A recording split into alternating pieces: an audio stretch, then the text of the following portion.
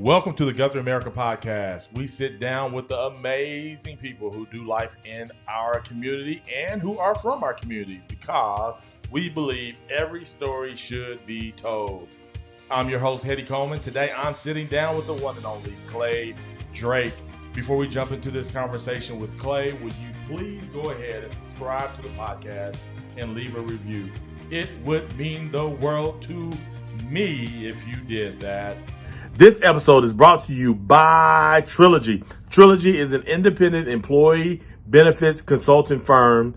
They specialize in custom benefit solutions for employers and do not believe that one size fits all. Their passion is helping employers create benefit packages that attract and retain top talent in their field. Education is the way to employees understanding and getting the most out of their employee benefits. I just want to tell you, you want to connect with Maggie and her team. They are doing a phenomenal job. This episode is brought to you by Paradigm Shift. Paradigm Shift works with educational groups, corporate teams all over the country to unlock every individual's leadership potential through curriculum and team building and so much more. Paradigm Shift believes in learning leadership through experiential learning. There's something special about the act of doing rather than just listening.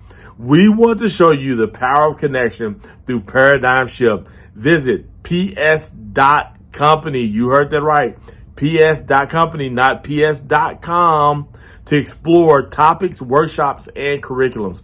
Let's create positive change together. And I want to vouch for Paradigm Shift. I've done some work with them in schools and in corporate settings. They are dynamite. Go check them out. ps.company. Clay, how you doing today? I'm good. How are y'all? We're doing good. We're glad that you were willing to come and sit down with us to share a little bit of your GuthrieAmerica story. This month, the theme is teachers or education. And so we're sitting down with all teachers on both the Hetty Coleman podcast and this podcast, and just talking about education and teachers and sharing your story. I appreciate being here. Like I said, it's kind of my life. Yeah, like we're talking 24/7. That's kind of what I do. So yeah. You don't mind getting on and doing a little talking. No. It's funny though how many people are like, "No, I'm not doing it." I'm like, it's just us sitting down talking, but they get so nervous about it. Yeah. Well, I mean, I've never been afraid to talk, so that kind of helps a lot too. So I'm kind of you're all over that. Yeah, I can kind of catch a conversation about anybody in any place. And for sure. Ask my wife; she'll tell you that.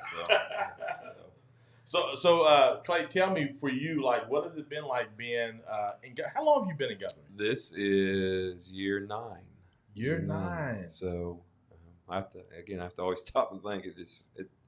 It seems like it's been longer, but it seems like it hasn't been that long. It's kind of funny. I love the community. I've always said, even if I wasn't teaching, this would be home for us. I love the location. Obviously, being a Cowboys fan, I'm close to Stillwater, so I can go to events there, and you're close to the city, so if you need something. But the community, I definitely have just fell in love with the people of the community. There's never, it's big town, but it's small town life. And for me, I grew up in Kansas in a small town. Graduated. You say small, how many? I graduated with 11. Kindergarten through 12th grade in my school, there was 180 kids. Oh, my goodness. So, small town. I appreciate that fact that I still have that small town feel here, of everything. But Guthrie is big. It's a big city for you almost. It is. Especially in places I've taught, this has been the biggest place I've been. How many other schools have you taught at? I've been at 4, counting this one. Okay. So, like I said, this is the biggest. We come from Oologah, and that was probably the second biggest, as far as, and Oologah was kind of funny that if you drive through town, it doesn't seem like a big town. It's just the surrounding area where everybody is. It makes it a big town type situation. But, like I said, the path that led me here was the former ag teachers that were here were good friends of mine. And Craig Smith would always say, when I retire, would you ever be interested in coming to Guthrie? And I said, well, Craig, just depends on where I am in my life, and And when he happened to retire, we just were in a position that I was looking, and he said, well, you need to apply. And we applied, and here we are. So That's I cool. loved every minute of it. So. That's good. Yeah, I definitely would have thought that you've been here longer than 9 years. I guess maybe just because, I don't know, we connected so well or whatever. But I definitely would have thought 9 years, because now that means, like, when I originally met you, you were only here maybe 3 or 2 years before that. Yeah, very short amount of time. Yeah. And everything. So I always tell everybody, everywhere I've been is because God has placed me there. Yeah. My time has been something that events have happened that, has led me that, okay, God needs me to be here for this reason, or, God was teaching me something, so I need to be here for this reason. And so that's why I think it's kind of cool that, I've looked to go other places and it's never worked out. And so I've had to, be humble and say, okay, God, I'll listen to you now. Yeah. It's not really my plan, but it must be yours. So here we are. So I'm chilling. Dude, have your way. As we would say. What has been, since you've been in education for how many years now? This starts my 17th year teaching. 17th year. I was going to say 19. What has been some of the biggest changes that you've seen in education, and specifically maybe even ag? Well, one thing in education overall, is technology. Whenever I first started teaching, if you had 3 desktop computers in the classroom, you were doing good. Mm-hmm. Nowadays we've got laptop carts in all of our ag classrooms, and enough laptops in those carts for all the kids who use them. So that's been something that's definitely a change. Just other things in technology, that you find, especially coming out of COVID, how you present lessons, how how kids are online learning. And so now you have to kind of adapt to, convey the message to that, particular area as well as in the classroom setting. And, I'm a creature of habit. I'm kind of old school. And so that's, again, that's something I've had to say, okay, I'm going to do this and, see what it looks like. And at first it was not pretty. It was very ugly, and, I had to get better and try to get better. And, probably a sad thing for me is I don't find as many parents being engaged with students as what used to be. You would have 10 to 12. When I started teaching, it was uncommon to have 10 or 12 parents at parent-teachers conferences, and now you might have 1 or 2. So that's kind of tough. Now, we're going to come back to the parent. I love that thought. Tell me, like, when you say it was challenging conveying through technology, I guess because it would be person to person, right? Yes. Standing up in front of them, verbally communicate. Like, what are the challenges? Is it like, do you have to get clearer, less words? Well, and just making sure your lesson is clear, make sure it's easy. It's one thing. So, like, we never did like Zoom classes. It was more like lessons were online. The student would read through the lessons. They would be responsible for understanding, reaching out if they had questions. But, where you're in face-to-face with kids, you can look and kind of see if a kid's getting it or not. And not being able to see is that kid getting it or not, or if they're questioned, now you've got to try to explain yourself, maybe through an email or on a phone conversation to try to get that. And so, that's a little bit of a challenge. And again, it's a challenge for me, the fact that, I'm a brick and mortar guy, and, we put stuff on the board and this is what it is. And, so now I've got to sit down and it takes a while to put a lesson online. Make sure that you've got, got a good way to engage a kid's attention, that you can get the information across to them, and then you can do some kind of follow-up to make sure they're grasping the information. It takes, a little more extended time than what you would normally spend. So, and it's safe to say that whenever you go through school, they don't teach you to communicate it through technology in this way, right? There are a lot of things, and I always laugh because we get a lot of students from OSU, from Ag Ed, that come down and we'll do some lessons at our school. And so I always tell them, keep 10% of what they're going to teach you and throw the rest away, because it's going to be totally different. Do you think it's that much? Yeah, I do. Yeah. There are just a lot of things that, the college is limited. They're obviously going to teach you how to do lesson plans and how to prepare lessons. But, the fact if you're in the middle of a lesson and a kid is having a bad day and has an outburst. So now how do you deal with that? What's that look like? And that's kind of why they get to come to us is so they can kind of experience, not that our kids are going to necessarily act out, but they just get that live interaction of, man, that lesson didn't go over. You know, I had in my head how it sounded, but it didn't quite come out that way. You know, the kids didn't engage, and that's what I tell them. I said, well, just like you and I, some days we have off days, and kids have off days, and it's not that they didn't get anything, but maybe they were tired, maybe they didn't get to sleep as quick, and so they just weren't into the lesson as much. I said, don't let it be a deterrent. Just, hey, tomorrow's a new day, and we're going to start fresh and try this again and see what happens. Yeah. So whenever you're doing a lesson plan for the students online, do you just use the same one that you would do? Because you still for the most part, yeah.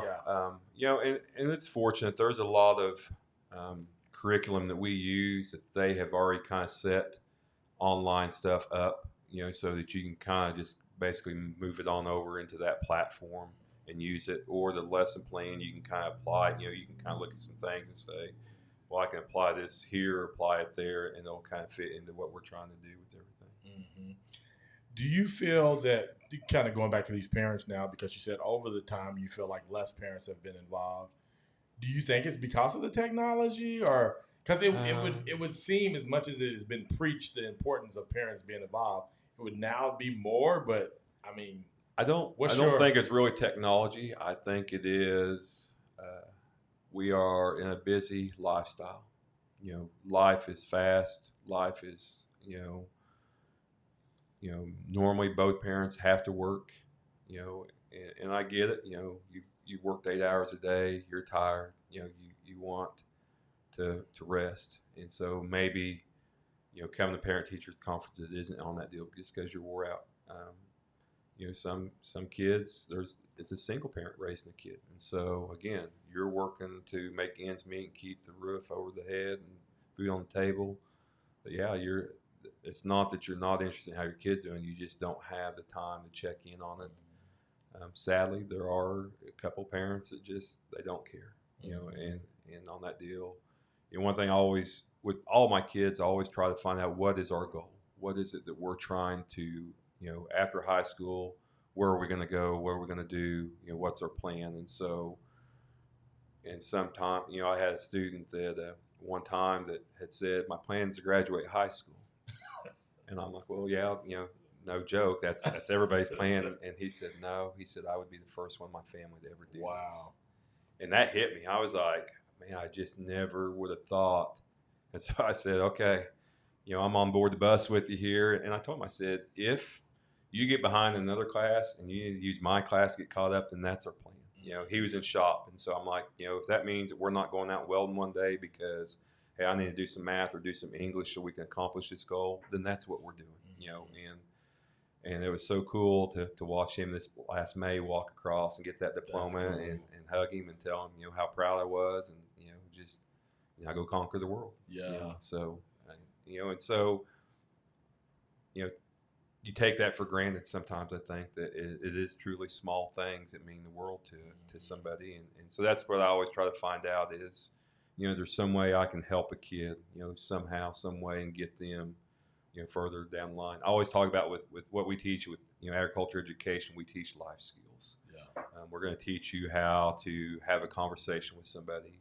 We're going to teach you how to fill out applications and keep records and kind of know something about finances so that when you do graduate, you can go get a car loan or get a home loan, and you can go fill an application for a job and have that conversation, that interview, and feel comfortable. One of the classes I teach, I make the kids do job interviews, and I bring people in from the community. And again, I've had kids just almost have anxiety attacks ahead of it. And then when they get through it, they're like, well, that wasn't so bad. And I'm like, see, just be patient, be calm, breathe, and you'll be okay. Yeah. So it's just some fun things like that you get to kind of go through with the kids and see those kind of light bulb moments and experiences. So. That's good. Whenever you're talking about those goals, the young man having the goal of, hey, I just want to graduate because my family, I'll be the first to do that. Is that hard for you to change because you want to, like, when you hear that goal, you're like, of course, like, that's what we're all here to do. What else do you got? Well, Is it hard to turn your brain off of? It wasn't hard. I'll be honest, it was a slap in my face of, again, taking things for granted. Everybody graduates. That's why we're all here. Mm-hmm. But to know that little bit of a deal was such a major milestone for that student that, again, it gives you perspective in life of, hey, there are the very small things that, things I think are small can be major to other people. And so I need to step back and look at that and evaluate that and see how I can help, progress that along and make it happen. Yeah. We've had, a plethora of stories of just different things with kids, dealings with, family, personal things like that. I always tell a story. I was at a FFA leadership conference, and they were doing a deal called Cross the Line. And the guy would ask a question, and if you had, experienced this or been part of it, you would cross the line. And I just happened to be sitting there listening, watching students and everything, and this is kind of, thankfully I was at a young age when I heard this in my teaching career, and it's kind of what really kind of opened my eyes. But he asked the question of, have you ever been or you think you will be homeless? And to watch how many kids cross the line, again, it's just like a slap in the face of, oh my gosh, things I take for granted. I've got a house, I come home to it, but to a kid who has to wonder, where am I going to sleep tonight? What's that going to look like? And again, so, I always tell kids, if you need something, I don't care, if it's food, if it's a place to sleep, if it's a shower, if it's clothes, please tell me, because if I can't provide it, I will find something. But it can't, and that kind of goes back to what I love about this community. Because again, I know if there's a need, somebody in this community, or 2 or 3 or 5 or 10 or 100 will step up and meet it. And so that's what I think is cool. Whenever I talk to my fellow ag teachers, that's one of the big things I brag about with this community is, and anytime there's a need, you don't have to look far to find it. And so that's an awesome, to hear some of their stories of, like, we had to really scrounge to make this happen. I'm like, I don't have that problem. That's nice. Good problem to have. So no, that's definitely a blessing. Thinking about, like, just talking about just the different challenges that students have, and then they do all have their own goals. To some degree, they all have different perspectives on what life's going to look like after high school or for each class year, right? For you as a teacher, what are some right things that you try to be consistent in order to help so many different students achieve those goals? Like, what does that look like for you? I mean, probably, for me is expectations. I always start the year with, these are my expectations of you as a student. How we act, how we behave, what we say, what we don't say, type situations. Just because, if they cross that line, I can come back and say, well, you knew this is the expectation, and not that I want to, get mad at a kid or anything else, but I want them to also understand, in real life, there are expectations. When you take a job, that employer has expectations. Mm-hmm. If you get a loan, that bank has expectations. You're going to pay it back. You're going to have to pay interest. But just making those expectations clear and understood that, I've had a lot of kids tell me, I was always scared. You just look so mean. And I'm like, well, I'm not mean, but okay. But they said, once I got to know you, you're so nice. And I said, I just appreciate, I knew where I stood with you. Yeah. I'm pretty, like I tell everybody, I'm pretty black and white. You know, if I'm mad, I'm going to let you know if I'm upset about something. And if I'm happy, I'm going to tell you I'm happy. I'm not going to try to sugarcoat and kind of same deal in class.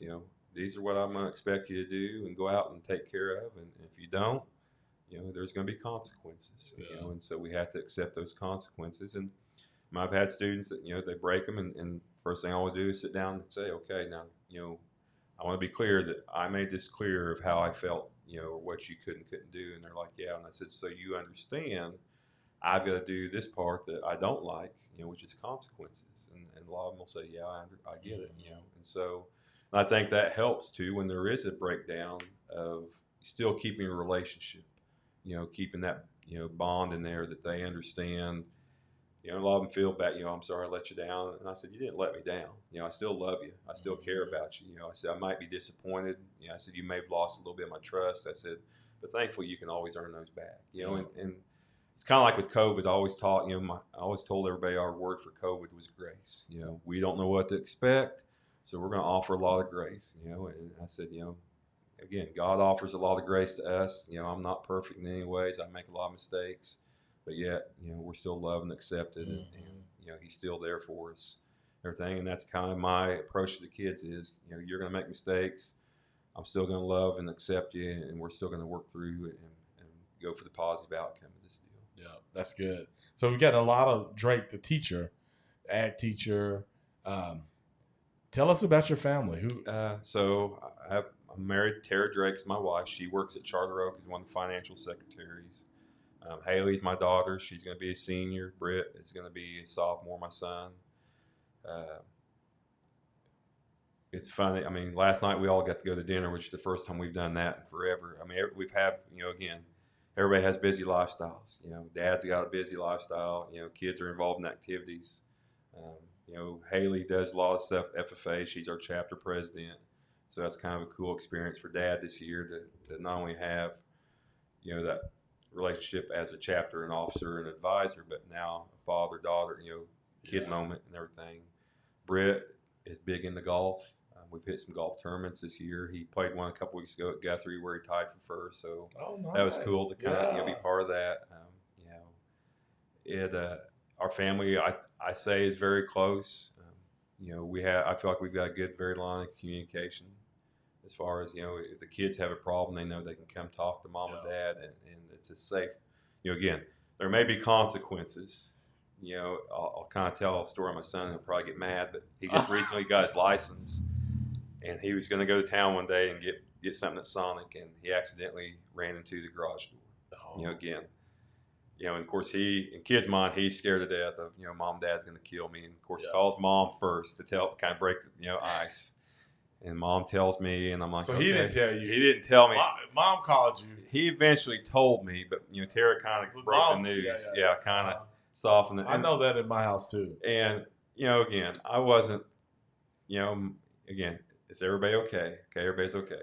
Garage door, it can be replaced, And so, but like we told Britt, you were so worried, but when you were honest with us, the outcome wasn't, as bad. You didn't get grounded. You didn't, any of these things happen to you. It's just, okay, we'll fix it and we'll move on, And so, I appreciate that, at first he was scared, but yet he still made that step to, hey, I'm going to call and own up to this deal. And this is what I've done, and that's why it's why I tell my students as well as my kids, just be honest with me. I teach shop. Tools are going to break in the shop. Hey, if a tool breaks, it breaks. We can buy a new one. As long as you're safe, that's all I care about. Same way with my kids. If you mess up, just tell me. There may be may get grounded, may get chewed on a little bit, but I guarantee you it's not going to be as bad as you think it is. And so that's why I appreciate that with Tara and I both. The kids are very open in our relationship with things, and we're very open with them. I mean, we keep it real. We keep it honest of, things. We talk about politics. We talk about the world, I want them to understand how things work. We're a Christian family. We talk about, Christ and how that looks in our lives and the fact that we're not perfect and we make mistakes. But we're loved and that's okay. And so, we like to laugh. We like to have fun. My daughter would love to have game night every night, and we're not very good about that. It's something I need to get better on. But no. What's our favorite go-to game? Life or Monopoly. She's brutal. She will cut your throat. So you got to watch. That's kind of why I don't play, because I'm like it gets too intense. It's not fun. We're out to prove a point. So. We played a couple of Monopoly games at our house. It gets a little. The table's never been flipped over, board knocked off. But I think we get close. And so, but no, we listen to a lot of music. Just we're kind of all over the board on what we listen to. That's so what I think. Y'all just turn on music and we'll just turn let on it music and just play through the house. It may be oldies, it may be new country, old country, rock and roll. It just you just don't know. Proud dad moment again. Being old school is both my kids love the old country, and I'm like, all right, I'm doing something right. So I'm raising them right. So, my kids love old country. They're gonna be all right. They're gonna be just fine. So, but no, we'll again, if we're sitting outside, we'll have a speaker music playing, or in the house we'll have, or just on the TV. Put Spotify on the TV and just listen. We were doing that the other night. Just okay, what about this song? What about this song? And just kind of rolling through different deals. That's good. Just fun, stuff like that. Now, how did you and Tara meet? don't know if I should tell that story. Oh, really? No. It was in Stillwater. You should tell it if you shouldn't tell it. It's all the more reason to tell. It was kind of more. So growing up in a Christian family, my mother, I would go to different establishments, you might say, and my mother would always say, "I don't know why you go there. Yeah, you'll never meet a good woman there. That's just not where you need to." And I'm like, "Mom, it's okay." And so we met at Tumbleweeds. And everything. So Tara was at Tumbleweeds. She was at Tumbleweeds. I was at Tumbleweeds, and we met. And at first, she hated me. She didn't like me, and I'm just persistent. Now, did y'all have some common friends, or what? We really didn't. It was common deals. I seen her, and I knew. Okay. So you saw her at the club. I seen her at the club, and I was persistent, and she was like, "Get away from me and leave me alone." Oh, really? I give them. This is when we didn't have cell phones, so you had to give somebody your number and all that stuff, and. She threw my number away. I kept hers, and finally her mom's like, "Just give him a chance." And so here we are. 22 years later. 22 years later. Wow. But what was funny about this was I can definitely see Tara in the club. Though. Yeah, she likes it. She likes it. She likes it. You gotta watch out. Yeah. Her alter ego Carla comes out, and there's no telling what'll happen. Carla. Who's Carla? Did you know about Carla? I don't know Carla. Oh my goodness. Stories for days on that. That would be a whole other podcast. That's have to do. Just the Carla stories. She's going to be next. Is what's going to happen.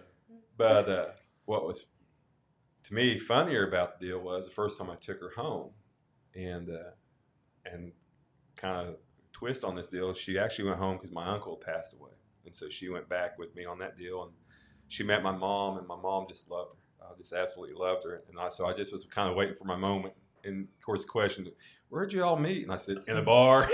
And of course, she was like, just rolls her eyes and like, "Okay," So you couldn't wait. I couldn't wait. I was like, "Score one for me." So, oh man, but, that's good. No, like I said, we've been together 22 years. Nice. So y'all dated for a little while, and we then dated for a little bit. I don't really know if it was a full year, honestly. Okay. I mean, just You knew that woman at the bar. Yeah, I mean, honestly, she always asked me, "How'd you know?" And I said, "I just knew." Again, I was not interested. There was not another girl that I was interested in. I was, locked in, and so, I said, so I knew that's where I need to be. And so, people ask, and I said, "Yeah, we have our ups and downs. Who doesn't? It's marriage. It's messy.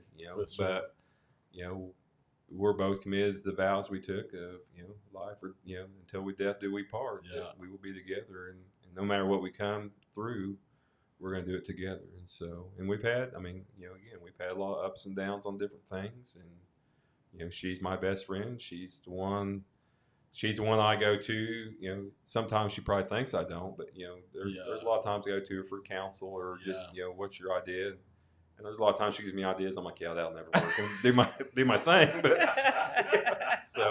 but no, I mean, again, just is an awesome, because that's the thing about where you come back to be an ag teacher, and she'll tell you, that she sometimes is a single parent, and that there's a lot of truth to that. Yeah. That, it's not uncommon for me to be gone for 10 days to a show, and she's been the one raising the kids, getting them to school, taking care of everything. And so, I applaud her and salute her and love her all the more just for that part there that, it takes a lot.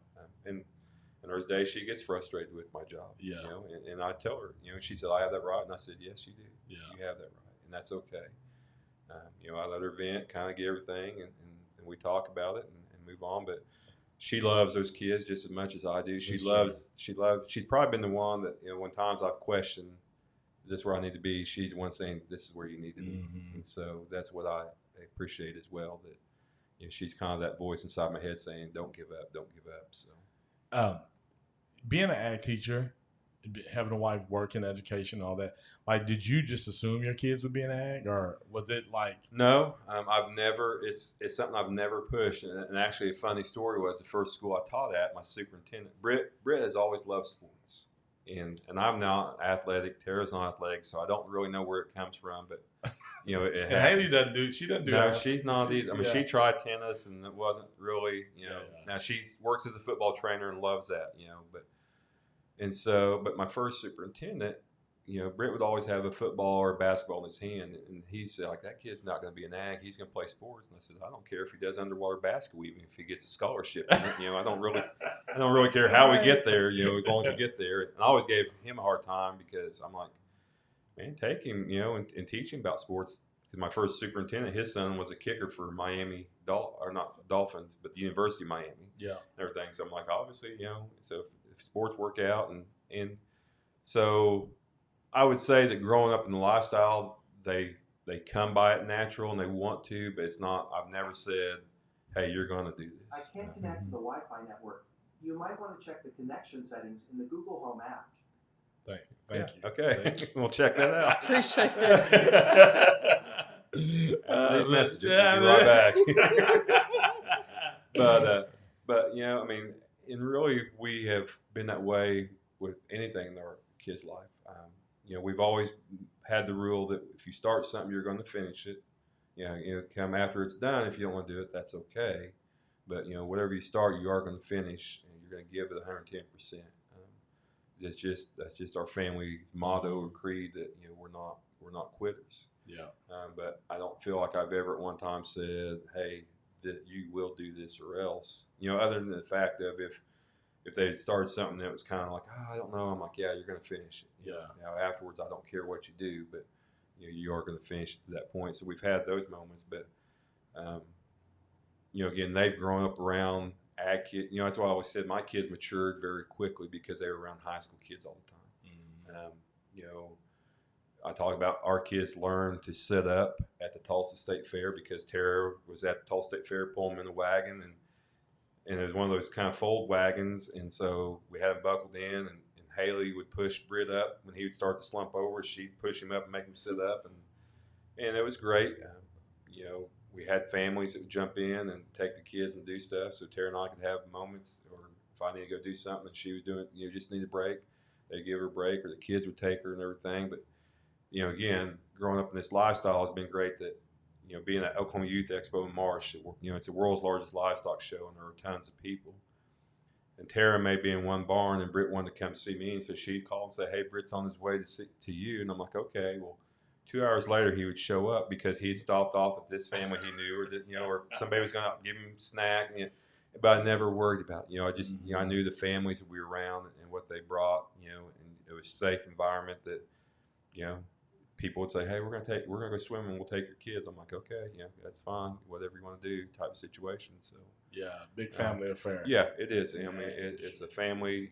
That again, kind of like Guthrie community. When you need something, people will be there for you. Yeah. So. What's been some of your favorite things about Guthrie over the years? Man. It could be events. It could be. I don't get to go as much, but I like the Red Brick Nights. I think that's just a cool environment. Yeah. It was cool the other night. We didn't come down to Red Brick Nights for the 4th of July, but we went to a friend's building, and we cooked out, and then we went on the roof and watched the fireworks. That's cool. Again, we had music playing. We were dancing, waiting on the fireworks. But just, again, it's that small town atmosphere. Yeah. It's home. That's what, back home where I grew up, this is their big, what they call the barbecue weekend, and they have a big barbecue and a bunch of events, but the town comes together, and they spend all day cooking hogs and making beans and getting meals, and so that was kind of what this felt like. It just was a fun part of it. I just again, I love that if I need something, I love people will call and just say, "Hey, I'm just checking in on you," or "Hey, thank you for what you're doing," type situation. Because probably for teachers, that's probably the biggest thing is not that I want to be thanked or I need that, but it is nice to hear. There are just moments that's nice that somebody said, "Hey, I just want to check in and see how you're doing today." Yeah. I know it's been a rough couple of days, or I know it's been a rough semester or whatever, and so just for people to stop and say, "Hey, I'm thinking about you," it's just a nice feeling on that part, knowing that if I need something or somebody to help out, that I can find it, just that quick. The teachers, my administration, I always brag about the administration at Guthrie Public Schools is great. Our principals are very supportive of this program, do all they can. Dr. Simpson, all those up our admin are very supportive of this program. And that's, again, you hear horror stories from other teachers at other schools where they don't have that. And so that's a nice, that I don't have to have that stress of, man, I've got to try to beg them or they won't ever do anything for me. And they do. They take care of it and they check in and they ask how kids are doing or they come to kids' events. And so that's nice to have that opportunity to be part of. That's good. That's good. So I got a few rapid fire questions. Okay. You ready for these? Here we go. You can answer. You get like one. You can Can I use phone one a word friend? You can phone a friend. Okay. If you had $1 million, what would you do it for education? What would you do with it? Man, that is tough. I mean, because I've actually thought, if I ever won the lottery, what would I still teach? And I think I still would teach. It'd be nice that I could say I can quit at any time. But, I've thought about, okay, if I had $1 million, what could I do for my school or for my program? What could I buy? And just, look at the needs that we have as a program and okay, we're going to make this happen. We're going to help kids out because we're always trying to look of, everybody has a misconception of if you're an FFA, you have to live on a farm, you have to have animals, all these, what I call the sows, cows, and plows theory, and it's not. And that's what I tell people. You can give speeches, you can do horticulture, you can weld. There are just so many plethora of opportunities, and so like the big deal now is hydroponics, where we're growing food through water. A lot of places, a lot of your big cities are taking abandoned warehouses and putting hydroponics and growing vegetables, supply local restaurants. And really that's kind of the move of the future is toward that of supplying our food supply. And so to be able to offer more experiences for kids, we have some things in place, but to broaden that, make it something bigger where kids can grow vegetables. I always had a dream. I think it would be cool if we could grow enough vegetables to supply our cafeteria. Yeah. And so I think that would be so cool that, okay, it's fresh food. It's grown right here locally, and the kids see that, hey, I did that. I supplied all these other students with, lettuce and tomatoes and cucumbers and all that stuff. That's cool. Now, do you have that now at the high school? I don't have. We've got a smaller, what we call hydroponic units that we grow. Like we've grown some lettuce and stuff. We've got a system. We're in the process now of trying to get a third greenhouse. Kind of come up with funds and everything for a third greenhouse. The system is, part of it is what we call aquaculture, where you're raising fish, and the other part is hydroponics, where you're raising like these vegetables and stuff. And so again, just give kids opportunities of I don't know what I want to do with life. And I mean, how many kids walk through that greenhouse that find, man, I like messing with plants. I love, doing all this, that, they can go down the road and, open a floral shop or work for a greenhouse or, and have that knowledge to come in there and, kind of work their way up the system pretty quickly because they learned it here at Guthrie first. That's good. You wake up tomorrow, where are you going? You can go anywhere in the world. I'm going to church tomorrow, so I haven't been there in a while, so I need to get there. If I go anywhere in the world, it would be like we were talking about earlier, Florida. So that's funny.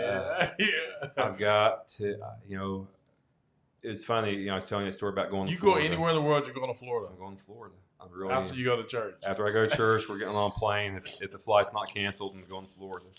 No, again, when we went, it's a friend of mine. He's a motivational speaker that lives down there and spent 10 years. You need to come down. You come down, and I'm busy. And finally, COVID, kind of forced of we're not busy anymore. We're gonna do this, and so we go down there. Like I said, we're out in the Gulf, feet are in the water, toes in the water, and you're just cruising along, and weather's beautiful, and I'm catching fish and seeing all these different creatures in the water, and just.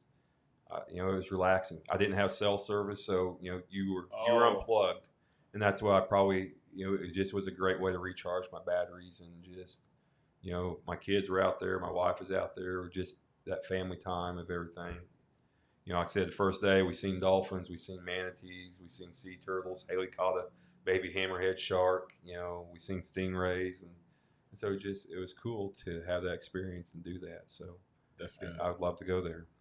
One person, dead or alive, you'd have dinner with if you could have dinner with anybody. It would be my mom. I lost her a couple of years ago, and to again have that one more chance to sit there and have dinner and catch up, and Again, mamas are the biggest cheerleaders you got. Yeah. They love you. They support you no matter what. And, again, her and my dad too. I'm nothing taken away from him. I mean, he was always right there, but, there's nothing like having your mama. So that would be a great opportunity to have that experience just one more time. Yeah, that's a good one. If you had a billboard, all the world could see, what does it say? Man,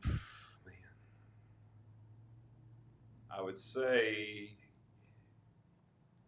I always tell everybody to get outside your comfort zone. Don't be afraid to take chances. Kids nowadays are so scared of failure. And so, encouraging them to, and failure is tough, and I always tell them, it's only failure if you keep making the same mistake over and over. Otherwise, you're just learning lessons. That's good. I mean, it truly is, fall down, get up, try a new step or a new path, it's not failure, And so that's why always my goal for my students is, just try something new. Get outside, what we're not comfortable doing, get outside, and it is tough. It's scary. I think back to when I started DJing. I knew nothing about it, and here we are, 12 years later, still clicking along doing it. So something's worked to click, but, just the kids nowadays they're just so scared to fail. They're scared of that, what if, and, I was picking up kids from a camp the other day, from FFA alumni camp, and they had a guy kind of closing out, and he said, I have 2 questions. And he said, for question 1 is, why not you? And he said, question 2 is, why not now? And I'm like, man, that's a great perspective, for everybody. Why not you and why not now? So, but don't be afraid to get outside your comfort zone. That's good. What are you telling your 16-year-old self? Slow down on the dirt roads. Watch out for that cop. No.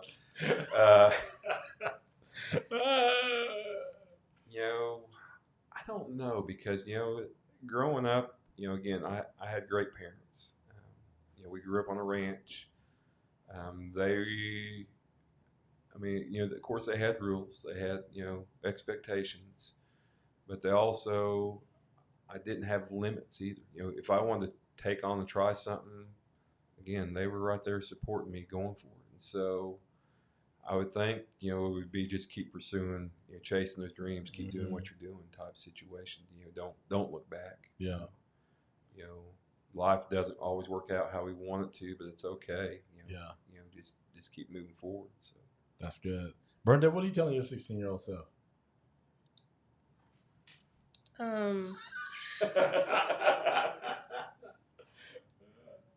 Well, how you do that? You're interviewing Clay. I'm curious now. You got to answer. Oh, God. Okay, my 16-year-old self. It just came to my house. Well, I wonder what Bernadette would tell her 16. No better place to have it on audio recorded. Okay, well, I will say, I would tell myself, and it's not just 16. It's probably all the way up to like 20, 16 to 20.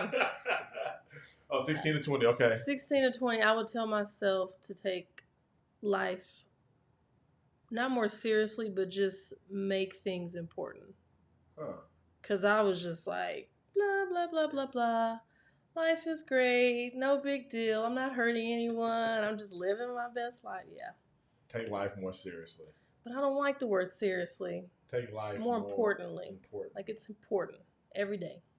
Value life. Value life. Thank you. Yes. So what are you going to tell your 16-year-old self? We're gonna put the hot seat on you now. So. Include him. I'm gonna tell my 16-year-old self. Man, I'm gonna tell my 16-year-old self. Keep going. I think that's what I'm gonna tell my 16-year-old self. It's just to keep going. Yeah, keep going. Yeah, that's a good question, though. That's a good question. It makes you think. It makes you think. I'm going to ask my 16-year-old that. What are you telling yourself right now? What are you telling yourself? What are you telling yourself? I need to know. Okay, I have one last question, but we have to ask about the DJing. Okay. Like, how did you get into DJing and clowning? Totally. So clowning the around clowning with part. bulls. So And I haven't clowned for about 16 years. I'd retired off of that. But I grew up in a rodeo family. And my dad rodeoed and everything. And I started out fighting bulls. And eventually got into where I worked the barrel and did comedy.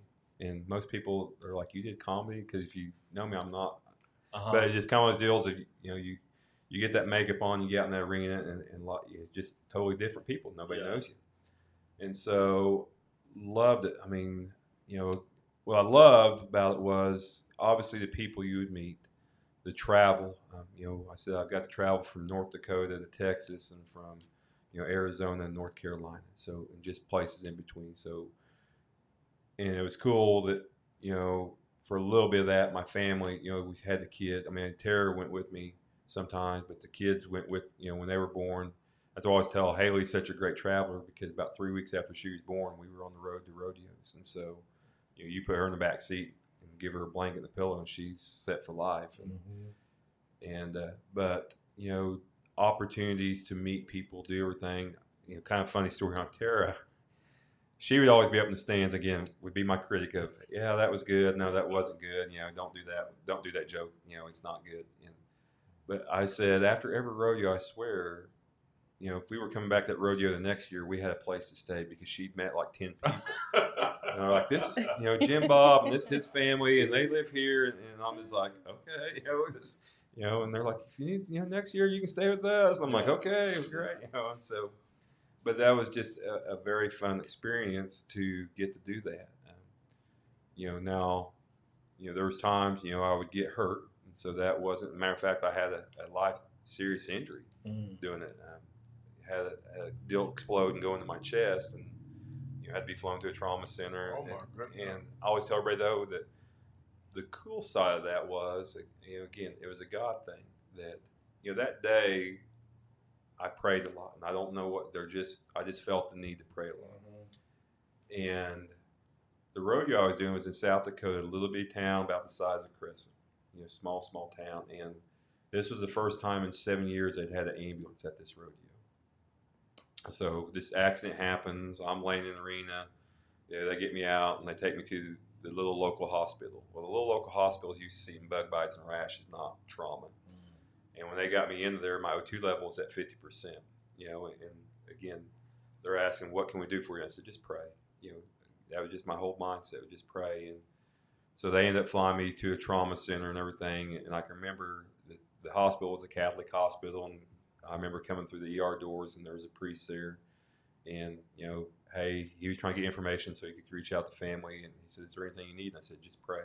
Just that's all I need." But Tara was pregnant with Haley. She was 5 months along, and she had thankfully stayed home. I wanted her to go with me because I knew that would be one of the last trips she could make. And this was Labor Day weekend. She's like, "No, I'm just going to stay home." Well, she got to come along on the trip, anyway. But she said it was a little freaky getting a call from a priest, explaining all that stuff. And her parents loaded up, get my parents, and off they go. But so just some, things that happen, you don't know how life's going to work out, but you just got to trust that it's going to happen. On the DJ side of things, so even in high school, I would announce sporting events. They just always need somebody to call the football games, call basketball, and so I would do that. And of course, I had music on my computer and everything. Well, we were in Kansas one Christmas, and back home, and Tara was talking to my niece. She was in her junior year, asking her how it was and everything, and they were talking about they're getting ready for prom, and they've got to find a DJ, and this and all that. And Tara's like, "Well, ask Clay to do it. He's got music on the computer." And I'm thinking, no, don't ask me to do it. And so she's like, "Well, what would you charge?" And I was like, $1,000. So I thought, I'm gonna outprice myself on this deal real quick. And it goes a week later, and she called me and was like, "Hey, we want to hire you." And I'm like, "Great, great, okay." Because so did you have the speakers? I had a computer. That's all I had.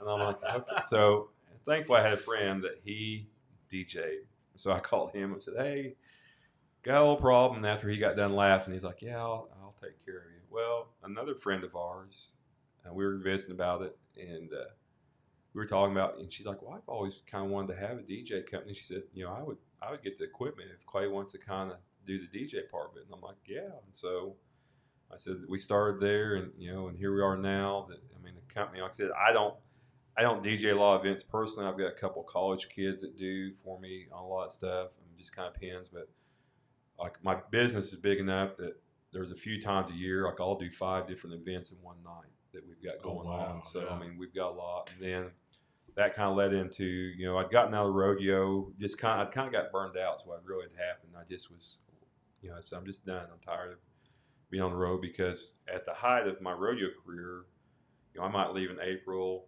be gone for 3 weeks, come home for a week, leave for 3 weeks. But, you know, it was, you know, you were just nonstop. And that's what you had to do.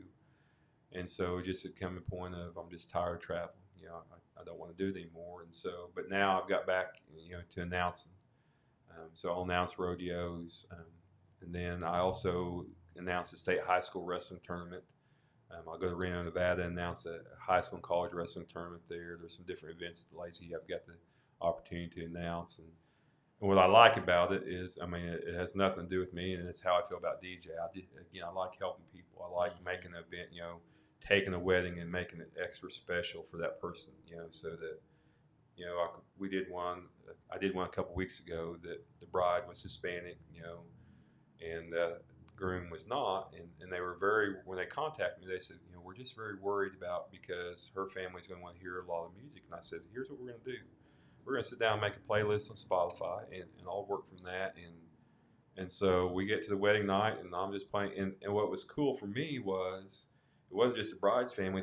Both families come together, and it didn't matter what song was playing. They were just dancing. Yeah. They were enjoying life. And so just keeping that, you know, beat going, that vibe going, it was fun. I was like, all right, this is cool. And so, in the same way as announcing, you know, when you get to talk about this rodeo contestant and what they're, you know, this guy just won 20,000 over here, and, you know, and he may come out and miss tonight, but, you know, just different things you can kind of talk about, you know, different ones and kind of build them up and make it kind of special and kind of getting that crowd into it. You know, that's always my challenge is how can I get that rodeo crowd to really react, you know, cheer and applaud and clap. And so whenever you hear them just whistling and getting after it, man, you're like, man, okay, that's what we need to have happen. So, yeah, that's cool. That's cool. So what is this last question? What does Choose Guthrie mean to you? Choose Guthrie means to me is, you know, it's home. You know, when I think of Choose Guthrie, you know, everybody's looking for a place to call home, and this is that place. You know, when I tell people about Guthrie, you know, if I know people that are moving this area, I'm like, hey, look for some of these houses in Guthrie. You know, it's a great community. They offer anything. You know, again, it goes back to it's a big town, but it's a small town atmosphere. Mm-hmm. You know, everything that you've got all the comforts of home. We've got gas stations, we've got grocery stores, you know, we've got furniture stores and great restaurants. But it's the fact of you've got people that when you walk down the street or walk into a store that tell you hi or ask how you're doing. Yeah. You know, nothing about me, but I thought it was a cool story I'd read last night on Facebook. David Ball talking about he was at Tractor Supply, and there were some people. You know, we've got National Little Britches here in town at Lazy E, and there were some people from other states there, and so he was saying hi and asking how it was going, and they were talking about they love coming to Guthrie over Edmond because everybody's so nice. And I thought, man, that is such an awesome deal to hear that, okay, hey, we're doing our part. We're taking care of things. That's what we need to be doing. So, that's really cool. So really cool. Well, Clay, thank you for taking time out of your day to sit down with us and tell a little bit of your story and talk about education. So cool. Hey, again, thank you for hitting that play button for another episode of the GuthrieAmerica podcast. We are on a mission to have every story told of those who are doing life in Guthrie and who are from Guthrie. Yours could be next. Thank you. Bye.